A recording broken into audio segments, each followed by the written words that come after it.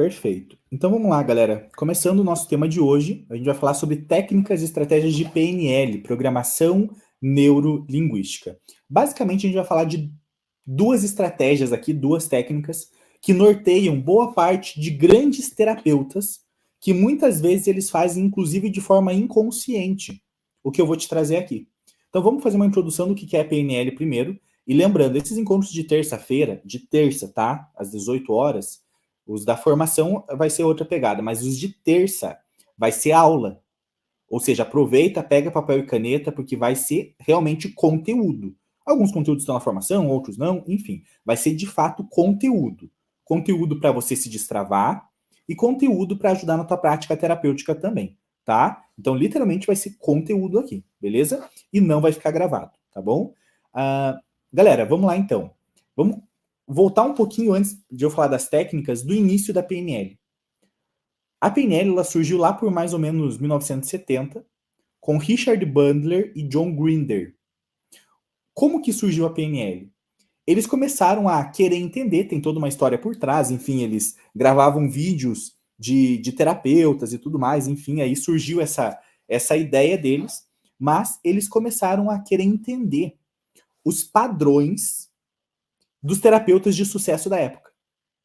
Ou seja, existiam grandes nomes da terapia naquela época. Por exemplo, Virginia Satir é uma terapeuta familiar sistêmica, grande terapeuta da época. Fritz Perls, que é o criador da Gestalt terapia. Milton Erickson, que foi um psiquiatra hipnoterapeuta, um dos grandes hipnoterapeutas do mundo. E essas pessoas viviam todas naquela época com grandiosíssimos resultados. E o que os criadores da PNL, o Richard Bandler e o John Grinder, eles começaram aos poucos a fazer? Eles queriam entender o porquê que aquelas pessoas faziam aquilo bem. Tá, o que você faz? Não é um dom, não é só você que consegue fazer isso. Vamos tentar entender como que replica esse negócio para outras pessoas conseguirem fazer isso. E eles começaram a, literalmente, tá? Imitar essas pessoas. Fritz Perls, se você pesquisar aí no Google, é um velho barbudo que fumava. Richard Bandler, olha o que ele fez. E isso é todo o processo de modelagem que veio depois. Richard Bandler deixou a barba crescer, começou a fumar, para ver se era isso que fazia ele guiar uma terapia bem, por exemplo. Óbvio, naquela época, não, hoje parece que, nossa, ridículo isso, mas, galera, não tinha internet na época. Então, eles estavam realmente tentando entender e extrair daquelas pessoas o que de essencial tinha para obter aqueles resultados. Beleza? E ele percebeu que, opa, não é o fumar que vai fazer a pessoa chegar num conflito emocional e resolver. Não é a barba também. Só que ele começou a perceber alguns padrões. E ele, naquela época, salvo engano, era do Fritz Perls, ele gravava as sessões dele. E ele começou a assistir as sessões do Fritz Perls. Aí, eu não lembro o nome do grupo, mas eles criaram um primeiro grupo aonde, olha só o que eles fizeram. Eles não eram terapeutas, psicólogos, nada. Richard Bandler e John Grinder. Eles, com esses conhecimentos ali de Virginia Satir e tudo mais, eles chamaram um grupo de pessoas para aplicar. E eles começaram a ter os mesmos resultados, em partes, dos grandes terapeutas.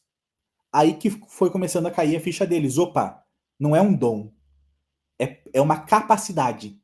É possível aprender esse comportamento, essa ação desse profissional, para eu obter resultados similares ou até melhores do que o dele.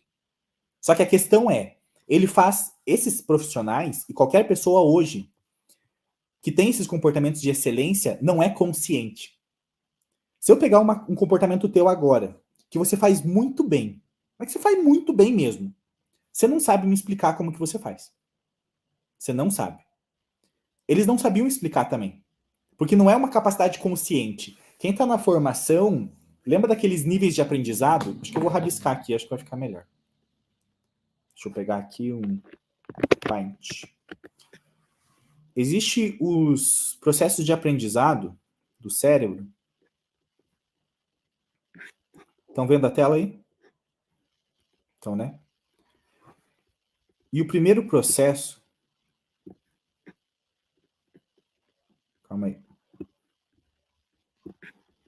se chama... Eita, não consigo aumentar ali. Vocês estão vendo a letra aí ou não? Deixa eu atualizar aqui. Opa. Você mexer com tecnologia. Aqui. Foi. O primeiro processo de aprendizado do nosso cérebro se chama incompetência inconsciente. Incompetência inconsciente. Elias, o que é incompetência inconsciente? Incompetência inconsciente é quando eu não sei que eu sei. Eu não sei que eu preciso, eu não sei que eu sei. Exemplo, uma criancinha de 3, 4, 5 anos de idade. Sabe que ela precisa dirigir? Que existe essa habilidade de dirigir? Não. Você, antes de conhecer a PNL, o que for, você sabia que existia a PNL? Não, então você é um incompetente. Olha a palavra, tá? As pessoas usam um termo pejorativo, né? Mas você tem que entender a palavra. Incompetente é que não tem competência. Você é incompetente. Só que você não sabe disso. Então, incompetente, inconsciente. Deu para entender? No começo, todos nós somos assim, para desenvolver qualquer habilidade, qualquer capacidade na nossa vida. Aí, depois que a gente vai crescendo, vai vivendo, vai sendo exposto a estímulos em rede social, o que for, você fica incompetente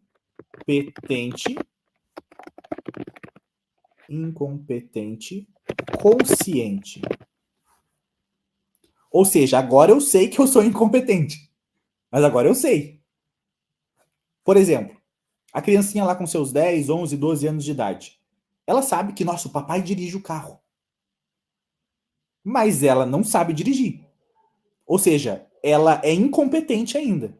Mas ela já tem consciência. Entendeu?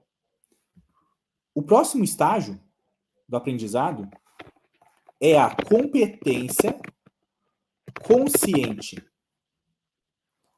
A competência consciente é quando você já é competente. Opa, eu já sei pegar no carro. Já sei. Só que você tem que estar consciente de todos os processos. Retrovisor, embreagem, cinto. Sabe quando você está na autoescola? É exatamente esse momento que você está na competência consciente. Porque você já está competente, mas você tem que estar pensando em tudo. Aí, à medida que você vai, à medida que você pratica, você chega na competência inconsciente. Que você agora já faz sem pensar. Que é o que talvez você faça dirigindo hoje. Você não pensa mais na embreagem, você está falando no celular e você está dirigindo da melhor forma possível. Porque aquela competência já ficou inconsciente para você. E existe um último nível aqui, que algumas pessoas falam, que é a maestria. Maestria é aquele nível que você passou tanto tempo fazendo aquilo que você faz muito, mas muito bem aquilo. Muito bem mesmo. Então, só quis abrir esse loop aqui na sua cabeça, porque quando você é muito bom em alguma coisa, você é um competente inconsciente. E se você é um competente inconsciente, você não tem consciência do que você faz bem e como você faz. E aí tá a mágica da PNL, porque lá naquela época, eles começaram a entender quais eram os padrões do porquê aquela pessoa era competente, o que ele fazia de fato. Aí surgiu um termo que muitos conhecem, que é o rapport. Alguém já conheceu o rapport? Eles entenderam que, opa, como que essa Virginia Satir se conecta tão bem com a pessoa? Como que esse Milton Erickson gera uma aliança ali, uma compreensão com aquela pessoa, ela se abre. Eles foram entendendo, opa, eles estão respirando da mesma forma, na mesma frequência respiratória, eles estão na mesma posição corporal, não fica um aberto e o outro mais assim. Eles estão, o profissional, ele está inteiramente interessado e presente naquela pessoa. E eles entenderam e categorizaram isso como rapport. Então, eu quero que vocês percebam que a PNL, galera, ela não foi descoberta. Ela foi observada. Porque é um fenômeno que já acontece. Todas as técnicas de PNL, você pode ver que é o funcionamento do cérebro. Ou seja, ela foi observada e categorizada. E não foi descoberta, não é uma coisa que surgiu. Você entende? Ela foi observada dos padrões de comportamento de excelência dessas pessoas. E aí eles foram categorizando, entendendo. Rapport, acuidade sensorial. Opa, como que essa pessoa está interpretando as coisas? É um filminho. E ela começou a entender que, opa, era um filminho que passava. E na linguagem ela falava que era um filme. A gente não fala, putz, me passou um filme na cabeça aqui. Ou seja, olha que louco, né?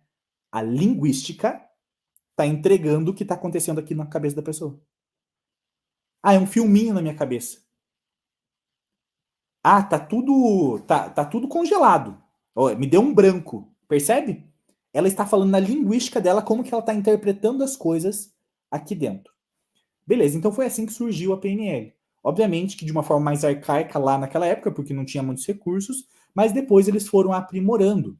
Tanto é que Milton Erickson, o psiquiatra, ele falou uma coisa muito legal, segundo o Richard Bandler, que ele falou assim, ó, eu não sabia que eu fazia dessa forma. Então agora eu vou fazer muito melhor. Porque agora ele tinha consciência do porquê ele era bom. Então, ele era bom, mas ele não sabia o que ele fazia. Perguntava, tá, mas eu não sei de fato o que eu tô fazendo. Só que daí ele entendeu e ele começou a fazer de propósito, de forma intencional. Entendeu? Então, entendendo esses conceitos, o que eu vou explicar aqui para vocês são características de terapeutas eficazes, grandes terapeutas, que muitas vezes nem eles têm consciência que eles fazem isso, mas eles fazem, devido ao resultado que eles geram. Então você entende que a PNL, você não necessariamente precisa fazer uma formação para aplicá-la. Às vezes você já está fazendo coisas muito bem na sua vida, tendo resultados em algumas áreas da sua vida, ou bom, ou ruim, e a PNL está sendo aplicada. Por exemplo, às vezes você está ficando nervoso para falar em público o tempo inteiro, tempo inteiro, tempo inteiro, tempo inteiro, ficar nervoso para falar em público. Aí vai ver, você está usando ensaio mental, imaginando que você está gaguejando, imaginando que você está dando branco, imaginando que estão perguntando alguma coisa que você não sabe. Você está usando a PNL, só que de uma forma disfuncional. Mas o ensaio mental é uma coisa que foi observada na PNL. Deu para entender? Então, o ensaio mental está sendo utilizado. A questão é que não é uma coisa funcional. Tá? Então, a PNL ela já está presente na sua vida, você querendo ou não.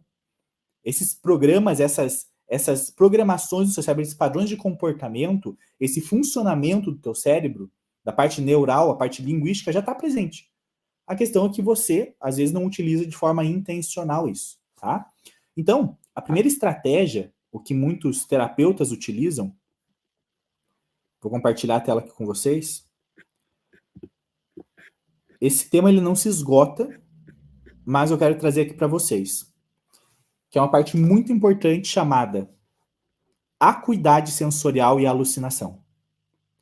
Isso é extremamente importante. Extremamente importante. Elis, o que é acuidade sensorial e calibração? Acuidade sensorial e calibração. Eu quero que a gente faça uma prática aqui, bem simples, tá? Eu só quero que você observe, e todo mundo, a gente está com centenas de pessoas aqui ao vivo, tem mais algumas pessoas no Instagram. Quem está no Instagram não está vendo, né? Mas enfim. Eu quero que você comente aqui para mim, tá? Comente. Se você é ou não é da formação, independente, o que você está vendo, tá? Comente o que você está vendo aqui agora. Coloca aqui nos comentários e a gente vai bater um papo disso. Pode jogar o que você quiser e não imita o coleguinha, tá? Coloca o que você tá vendo ali. Ah, deve ser uma criança muito triste, uma criança chorando.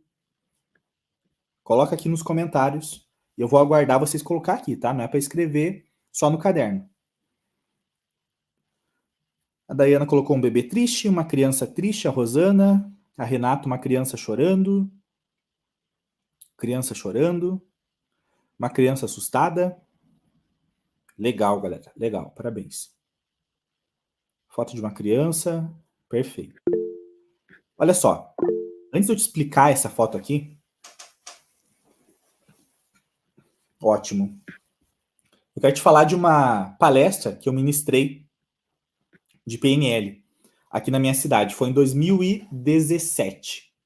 Foi 2017. Tinha 20 pessoas na sala e tinha um rapaz na primeira fileira. 20 pessoas.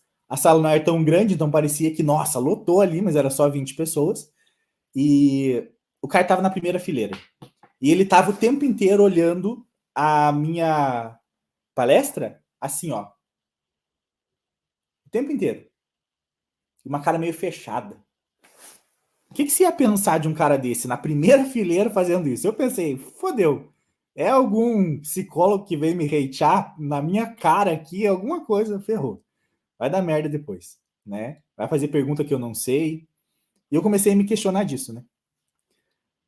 Aí no final dessa palestra, eu comprei um coffeezinho ali, deixei uns salgadinhos e tudo mais. E a gente tava trocando ideia com as pessoas. Ficou ali umas 15 pessoas no final. E daí ele veio me falar, e ele falou, ele elogiou demais. E falou que nunca tinha visto e entendido sobre o cérebro que nem quando eu falei. E daí o que eu entendi? E conversando com ele, eu falei, nossa, cara, mas eu achei que você não tava gostando, você tava com o braço cruzado e tudo mais. Eu falei isso pra ele. Aí ele falou assim, não, eu tava prestando atenção total. É porque eu presto atenção assim, eu fico assim, tentando raciocinar e pensar, e tava presente ali. E o que eu alucinei? Olha essa palavra, alucinei. E eu, o tempo inteiro naquela época, eu procurava, era uma competência, a questão da alucinação, para mim, estava muito numa competência consciente ainda. Eu tinha que o tempo inteiro me policiar para isso. Porque foi quando eu estava começando a carreira como terapeuta. E eu alucinei sobre ele estar com o braço cruzado. Então já risca aí da tua cabeça aquele conceito que você tem de e joga fora, tá? Aqueles livrinhos de linguagem corporal. Para de acreditar nessas porra aí. Por quê? Porque você tem que interpretar o que aquela pessoa está dizendo para você naquele momento. É legal numa palestra entender alguma coisa. Beleza, é interessante você entender isso. Mas quando a gente fala de terapia, de psicoterapia e processo de mudança, isso só vai te prejudicar. Por quê? Porque se você começar a alucinar, o nome dessa palavra é alucinar, ou seja, pré-julgar, achar, eu acho que ele estava fechado para minha palestra, você está acabando com o processo. Porque isso não condiz, às vezes, com a realidade. Pode condizer, mas muitas vezes não. Exemplo, chega uma pessoa no seu consultório e ela tá lá com a perninha assim, ó. Tá com a perninha assim. E ela fala, meu Deus, eu sou muito ansiosa, e tá com a perninha lá, né? Tá com a perninha, tá com o braço assim, tá tremendo, né? Beleza, nossa, vamos tratar ela. Aí na outra semana, daqui um mês, chega outra pessoa com a perninha balançando também. O que você vai pensar? Ela tem ansiedade.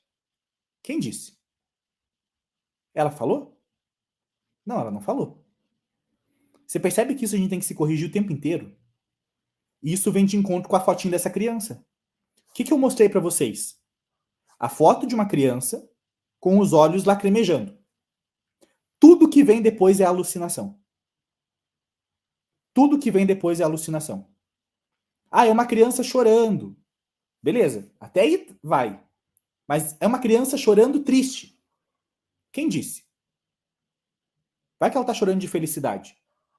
Você conseguiu saber de fato? Então, vamos lembrar de um conceito da PNL que é: o mapa não é o território. Lembrem desse conceito que é a essência da programação neurolinguística. O mapa não é o território. O que é o mapa? É o meu pensamento. O território é a realidade. O mapa não é o território. Ou seja, o território é a realidade. O que está ali? A foto de uma criança. Ponto. É isso que está ali. Tudo que vem depois é uma interpretação e alucinação de quem está vendo. Deu para entender? Só nisso daqui você já consegue eliminar metade dos problemas da tua vida. Porque às vezes você já está criando minhoca na cabeça do teu marido. Porque, ah, não, mas ele não respondeu. Ah, por causa que. E já começa a criar um monte de história. Tenho certeza que você faz isso. Alucinação. Qual que é a realidade? Ele demorou 20 minutos para me responder. Esta é a realidade. É isso que aconteceu. Você fez uma pergunta no WhatsApp, ele demorou 20 minutos. Ponto. Toda e qualquer coisa que vem depois é alucinação. Deu para entender? E pode condizer com a realidade. Mas muitas vezes não.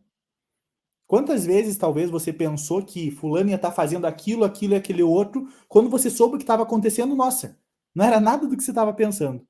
Você criou um monte de minhoca na cabeça, história, alucinações, sem checar a realidade. Vamos falar uma coisa legal aqui agora? Quem está vendo a gravação vai ficar desatualizado. Mas olha só. Eu vou falar melhor disso para os alunos da formação amanhã, tá? Mas recentemente estava em votação uma consulta pública da psicoterapia ser atividade exclusiva do psicólogo e psiquiatra, certo? Muitos aqui acompanharam, tá? Para quem não sabe, já estou avisando agora. E olha que louco. Essa é a realidade. Consulta pública para saber o que a população pensa sobre a psicoterapia ser uma atividade exclusiva do psicólogo. Ponto. Qual que é a realidade, galera? Essa. O que terapeutas me mandaram no privado? Edenilson, vai aprovar uma lei, faz 3 dias que eu não tô dormindo. Eu juro, tem gente que faz 1 semana que não dorme. 1 semana que não dorme. Tá tudo bem. Mas qual que é a primeira estratégia que você deveria tomar, que foi exatamente o que eu fiz na hora? Eu me questionei. Eu sei de fato o que é uma consulta pública? Não, eu sou terapeuta, eu não sei de fato o que é isso. E eu fui no Google e no ChatGPT saber o que é essa porra. Aí eu entendi, pô, não é nada demais esse negócio. Ou seja, eu tô checando a realidade. Tá entendendo? Mapa, realidade. Qual realidade que eu olhei? Consulta pública. Meu Deus, se desesperou, ficou louco. Tá 1 semana sem dormir já. Já tá no ansiolítico. Beleza, o que eu fiz? Opa, calma. Olhe e confere a realidade para ver se é isso mesmo. O que você tá bloqueando? O que você tá pensando? Confere a realidade. Vou olhar o que é consulta pública. Opa, eu percebi que é só uma votação para a população ver se tem interesse. Segundo, outra checagem de realidade. Isso já faz anos que está em briga e nunca deu em nada. Terceira checagem de realidade. Em 2018 começou a ir para frente e o próprio Conselho de Psicologia impediu que fosse. O Conselho de Psicologia impediu que fosse para frente. Ou seja, eu chequei várias realidades e na hora diminui estresse e ansiedade. Porque agora você conferiu a realidade. Mas se você fica no campo da alucinação, você vai ficar louco. Porque você vai ficar criando minhoca na cabeça do teu marido, você vai ficar criando minhoca na cabeça do teu emprego, do que as pessoas estão pensando sobre você. Então você tem que checar a realidade. Deu para entender até aqui? Isso é uma essência de terapeutas de excelência. Porque aí você não vai interferir no processo terapêutico. Porque se a pessoa ficar com a perninha tremendo, você não vai falar, tá com ansiedade. Não, ela não te falou. Então você pergunta, fulano, quais sintomas te incomodam hoje? Aí ela vai te falar. Não é você que vai pré-julgar. Que é a mesma coisa dessa fotinho. Então, qual que é a nossa tarefinha? O que é a acuidade sensorial? É você, a partir de agora, olhar a realidade por si só. E começar a se policiar do que é alucinação e acuidade sensorial. Então, a acuidade sensorial, galera, se quiserem pode anotar isso daqui. A acuidade sensorial é você olhar a parte objetiva. Objetiva. Então é o que está vendo, ouvindo, sentindo. Ponto. Então você come alguma coisa, por exemplo, e você fala, tem um gosto amargo. Mas se você fala, tem um gosto amargo e é ruim para quem? Para você. Então tá tudo certo, tá tudo bem. Mas você percebe que é uma alucinação e é um conceito seu. Mas não quer dizer que é ruim. Você percebe que até na nossa linguagem a gente distorce e elimina muitas informações, né? Lembra da professorinha de português falando? O sujeito oculto nessa frase. Qual que é o sujeito oculto nessa frase? Eu. Porque é ruim pra mim. Mas eu não falei que era pra mim. Eu falei, tem um gosto amargo, é ruim. É ruim pra quem? O sujeito oculto é o Edenilson. Isso, galera, faz a gente ter especificidade na comunicação.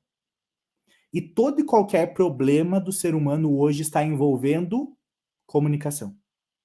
Desde governos, até relacionamentos, até... Galera, Alguém aqui, não sei se a Giovana tá por aí, mas alguém mais aqui é advogado? Galera, o processo, a maioria das merda que tem em processo seria resolvido com comunicação. Mas não porque ele me ameaçou, porque isso. Eu fui policial 5 anos, galera. É só desgraça de gente que não sabe se comunicar. É o vizinho que tá com som alto, o cara não sabe abaixar o som e o outro não para de reclamar. E eles não sabem se acertar. Aí eles vão na justiça, daí a gente tem que ter todo esse envolvimento de advogado, de juiz, de coisas que não são tão necessárias, que ficam lá entupindo os processos, por causa de gente que não sabe se comunicar. Entendeu? Então, a acuidade sensorial é ver, ouvir, sentir. É parte objetiva. É descritivo. Uma foto de uma criança. Ponto. É parte descritiva. Alucinação é o quê? Julgamento, conclusões, interpretações. E eu não estou dizendo que está errada a sua alucinação. A questão é que se você se acostuma a ficar alucinando muito, você vai alucinar para tudo. Então, por exemplo, você que já está casado há muito tempo. Às vezes você sabe que o jeito que o teu marido chega e já aconteceu uma coisa no trabalho, tá com a pá virada hoje. Dormiu com a bunda descoberta. Já sabe que não tá legal o negócio. Você percebe que você tá alucinando?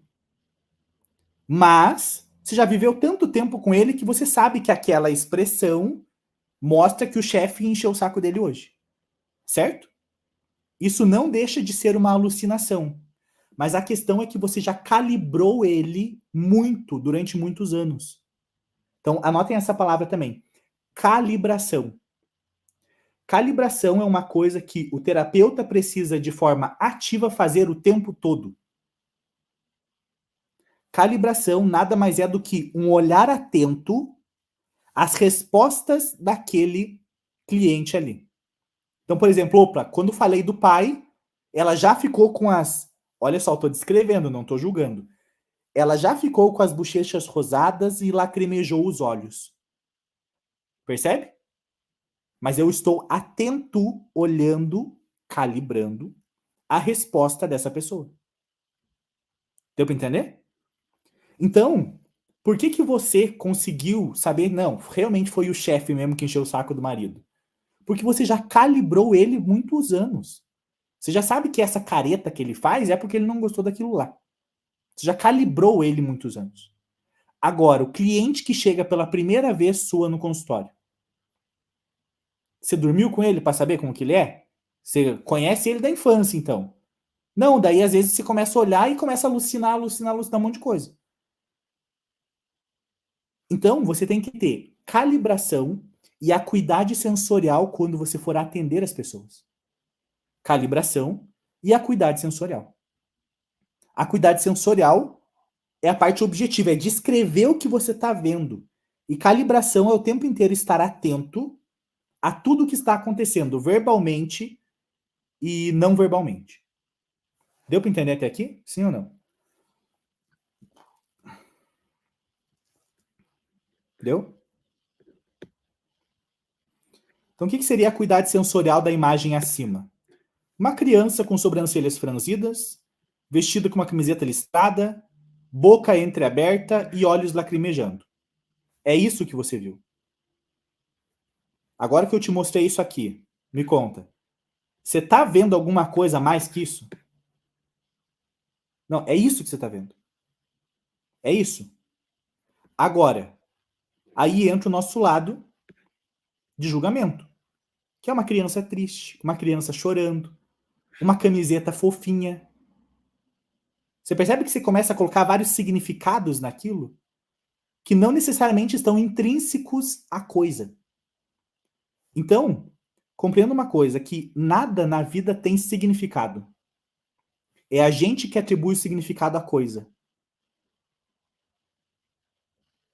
Isso aqui é a essência de qualquer terapia, galera. Nada tem significado.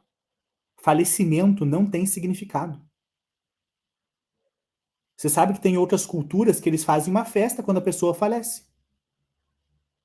Não morreu? Vamos olhar a parte objetiva. Parou o coração, morreu. Essa é a realidade objetiva. O que vem depois é interpretação. Entendeu? O que vem depois é significado que você está dando para aquilo. Tanto isso acontece que você conhece uma pessoa que faleceu, aquele ente querido, uma pessoa fica extremamente triste e tudo mais, enfim, tá angustiada, tá depressiva, fica desse jeito. E perante a mesma pessoa, o outro irmão, por exemplo, tá bem pleno e tranquilo. Não tá sofrendo. Tenho certeza que você já viu realidades assim. E às vezes, para se acalmar, para você se acalmar, você fala assim: não, ele tá sofrendo por dentro. Não, às vezes ele não tá sofrendo. Você já não parou para pensar que às vezes ele não tá sofrendo? É uma alucinação sua pensar, não, o jeito dele sofrer é ficar bem. Como assim? O jeito dele sofrer é ficar bem. É alucinação tua. Você entende? É alucinação. A pessoa realmente pode não estar mal como você. Porque cada um interpreta a realidade da sua forma, do seu jeito. Então aquela frase clichê é o que realmente acontece na vida. A frase clichê, que todo mundo já deve ter ouvido, não é sobre o que acontece com você. É sobre o que você faz com o que acontece com você. É realmente isso. É assim que funciona uma terapia. É você lidar com o evento de formas diferentes. Até inclusive terapeutas e futuros terapeutas que quiserem anotar isso é importante. As pessoas acreditam que as terapias, em algum momento isso pode acontecer, em algumas demandas, a terapia é para resolver problemas. Mas não. Às vezes a terapia não serve para resolver problema. Ela serve para te ajudar a lidar melhor com o problema. Deu para entender a diferença? Eu estou pressupondo que nessa vida adulta vai continuar tendo problema. A questão é que eu posso lidar de uma forma diferente com isso do que a forma que eu lido hoje. Então é pensar de outro ponto de vista. Só que para você começar a pensar de outros pontos de vista é interessante, é importante que você alucine menos e tenha mais acuidade sensorial. Então, qual que é a nossa tarefinha para a gente já ir finalizando aqui, tá? Até semana que vem eu gostaria que alguns de vocês me dessem alguns feedbacks, mas se quiser anotar num post-it alguma coisa, fica à vontade. É se policiar com relação à alucinação. É sempre que vier alguma coisa do teu chefe, do teu marido, você perceber, opa, é isso que eu estou observando ou eu estou criando minhoca na cabeça? Ah, não, é porque a diretora da escola falou tal coisa, então quer dizer que todo mundo... Não, o que aconteceu de fato ali? Ela falou isso, ponto. O que vem depois é significado. E não necessariamente faz parte daquela realidade. Certo? Então, façam essa tarefinha, tá? Eu já vou abrir para umas duas dúvidas, caso alguém tenha aqui, e a gente já vai finalizando. Anotem essa tarefinha para a semana que vem, e essa é uma habilidade de terapeutas que os terapeutas de excelência, alguns deles não sabem que fazem, mas eles fazem. Terapeutas de excelência, seja qual linha de terapia for, médico de excelência, psicólogo de excelência, geralmente tem uma boa acuidade sensorial. Ele consegue se dissociar da realidade do que é alucinação. Porque a alucinação ela pode interferir de forma negativa com essa realidade. Entende? Exemplo, isso acontece na medicina. Eu sei que você já percebeu isso. Eu tenho uma pessoa, que eu já contei essa história algumas vezes, que foi no médico, falou meia dúzia de sintomas e ele tacou antidepressivo. Ele checou a realidade? Ele teve mais acuidade sensorial? Não, porque um mês depois ela fez exame e ela estava com hipotiroidismo, não era depressão. Parou com o antidepressivo, regulou a tireoide, está feliz da vida faz mais de um ano. Ou seja, essa habilidade, ela é para qualquer profissão, para qualquer área. Você terá acuidade sensorial e descolar da alucinação. Olha eu alucinando agora dele. Imaginemos que, possivelmente, a pessoa chegou lá, falou que estava sentindo isso e tudo mais, queria se matar, isso e aquilo. É depressão. Toma o remédio. Percebe que é alucinação? Obviamente eu não sei se isso aconteceu lá, tá? Só estou exemplificando aqui para vocês e contando analogias e histórias. Para você entender que a acuidade sensorial é aplicada em qualquer área da sua vida. independente da profissão que você esteja. Então, tarefinha, acuidade sensorial e calibração. A acuidade sensorial é descolar do significado. Então é se perguntar o que está acontecendo na realidade. Essa que é a pergunta. O que está acontecendo na realidade? Ah, é uma criança chorando, tá triste. Não, ela não. Ninguém disse que ela tá triste. Então só esse se policiar já vai começar a melhorar a tua performance. Fez sentido? Perfeito, galera. Quem é da formação, nosso tira dúvidas vai ser amanhã daí, tá? Pode ficar tranquilo. Alguém que não é da formação, enfim, tem alguma dúvida? Pode abrir o microfone. Pode levantar a mãozinha. E vão ser dúvidas com o microfone aberto, tá? Eu quero essa interação com vocês. Semana a semana vai ter essa possibilidade, tá? Se não tiver dúvidas, a gente já finaliza. Eu tenho que ir pra academia também. Já treinaram hoje? Geralmente de manhã a gente falava, ó, você vai treinar durante o dia. Agora já... Deixa eu abrir o microfone aqui. Tem alguém que tem dúvidas ou não? Levantem a mãozinha se alguém tiver com dúvidas. Senão a gente já finaliza aqui. Deixa eu finalizar.